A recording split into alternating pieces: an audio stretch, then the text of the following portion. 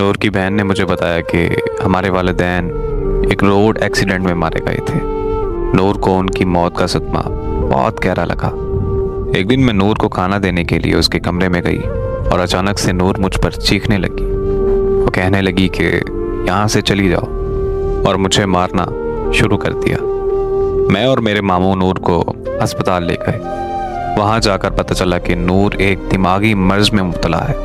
ये एक ऐसा मर्ज है जिससे इंसानी सोच, एहसासात और मुतासिर होते हैं। पर हमें लगा कि बस ये माँ बाप की मौत का सदमा है और कुछ ही दिनों में नूर बिल्कुल ठीक हो जाएगी। तो हम नूर को घर वापस ले आए, लेकिन नूर की हालत दिन ब दिन बिगड़ने लगी। उसकी हालत इतनी ख़राब हो गई कि नूर खुदकुशी करने की कोशिशें करने लगी। हम नूर को फ़ौरन माहिर नफ्सियात के पास ले गए। उन्होंने बताया कि दीगर अमराज की तरह इस मर्ज का इलाज भी अद्वियात और थेरेपी से किया जा सकता है, पर बिना इलाज के नूर की हालत दिन ब दिन ख़राब होती जाएगी। अगर मज़ीद देर हो गई तो नूर को पागल खाने भी भेजना पड़ सकता है। तो हमने फ़ौरन नूर का ट्रीटमेंट शुरू करवा दिया। 2 साल के मुश्किल तरीन वक्त के बाद नूर बिल्कुल ठीक होकर खुशहाल ज़िंदगी गुजारने लगी। नूर ने बहुत सारे नावल भी लिखे हैं और शेर व शायरी का शौक़ भी रखती है।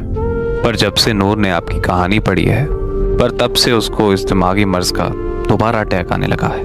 नूर की बहन की बात मुकम्मल होते ही मुझे खबर मिली कि नूर को होश आ गया है और उसकी बहन नूर की तरफ भाग गई। मैं भी उसके पास जाना चाहता था, पर मेरे दोस्त ने मुझे रोक लिया।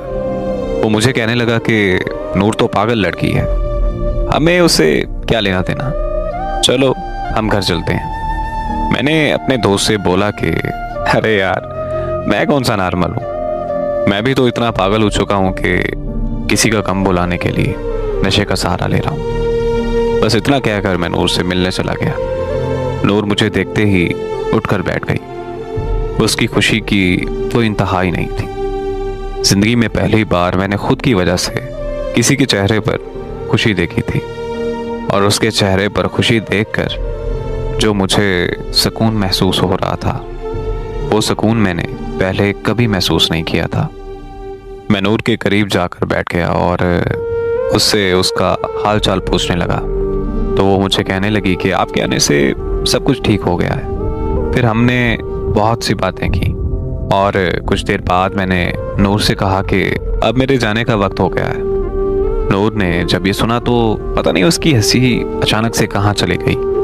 उसके हाथ पांव कांपने लगे और आंखें नम हो गईं। मैंने नूर की हालत देखते हुए अपने दोस्त को कॉल की और उसे कहा कि तुम चले जाओ, मैं बाद में आ जाऊँगा। इतना सुनते ही नूर के चेहरे पर मुस्कुराहट फिर से वापस आ गई। मैं और नूर 2 दिन तक अस्पताल में रहे। वो 2 दिन मेरी ज़िंदगी के सबसे खूबसूरत दिन थे। हमने एक साथ जीने मरने की कस्में भी खाई थीं। 2 दिन बाद नूर को अस्पताल से छुट्टी मिल गई और हम दोनों अपने अपने घर चले गए। फिर हमारी फ़ोन पर दिन रात बातें होने लगी और ऐसे ही 1 साल गुजर गया।